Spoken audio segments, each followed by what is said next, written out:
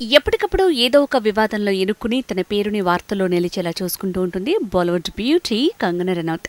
అయితే తాజాగా తన వ్యక్తిగత జీవితం గురించి ఇప్పుడు వార్తల్లోకి ఎక్కింది. తాజాగా ఒక ఇంటర్వ్యూలో మాట్లాడుతూ తనకు ఎదురైన ఒక చేదు అనుభవాన్ని గుర్తు చేసుకుంది కంగనా.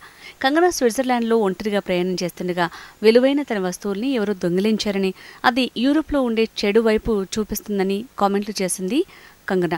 డబ్బు సంపాదించడం ప్రారంభించినప్పటి నుంచి ఒంటరిగా ప్రయాణించడం తనకు చాలా ఇష్టమని కంగనా రనౌత్ చెప్పుకొచ్చింది. స్విట్జర్లాండ్లో తన విలువైన వస్తువులు పోగొట్టుకున్నట్టు చెప్పింది కంగనా. నేను ఇటలీ స్విట్జర్లాండ్ సరిహద్దుల మధ్య ఉన్న ఒక రిసార్ట్లో స్కీయింగ్కి వెళ్లాను.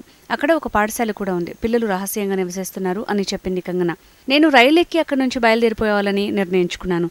స్టేషన్లో ఒక వ్యక్తి అప్పుడే నాకు ఢీకొట్టాడు. నా దగ్గర ఉన్న లూయిస్ విటాన్ పర్స్లో కొన్ని వేల డాలర్లు మరియు కరెన్సీ మరియు నా కార్డుల్ని దొంగిలించాడు. క్షణాల్లోనే నా పర్స్ని ఖాళీ చేయటం నేను గమనించాను. అదృష్టవశాత్తు నా పాస్పోర్ట్ నా దగ్గరే ఉంది. నేను ఆ వెంటనే నా సోదరికి కాల్ చేయగా తను మేనేజర్ వద్దకు పంపింది. కానీ ఆ రోజు నాకు ఎవరూ నీళ్లు కూడా ఇవ్వలేదు. మన దేశంలో సమోసా అమ్మేవాడు కూడా అడిగితే నీళ్ళిస్తాడు, కానీ యూరోప్లో ఇది మరొక బ్యాడ్ కోణం అని చెప్పుకొచ్చింది కంగనా. అలానే తన మాజీ బాయ్ ఫ్రెండ్తో కలిసి కొన్ని స్పానిష్, ఫ్రెంచ్ వంటకాలు తిన్నట్లు చెప్పిన కంగనా ప్రస్తుతం బ్రిటిష్ డాక్టర్ నికోలస్ లాఫర్టీతో తాను రిలేషన్షిప్లో ఉన్నానని, అతనితో కలిసి అక్కడ కప్పలు కూడా తిన్నానని చెప్పుకొచ్చింది.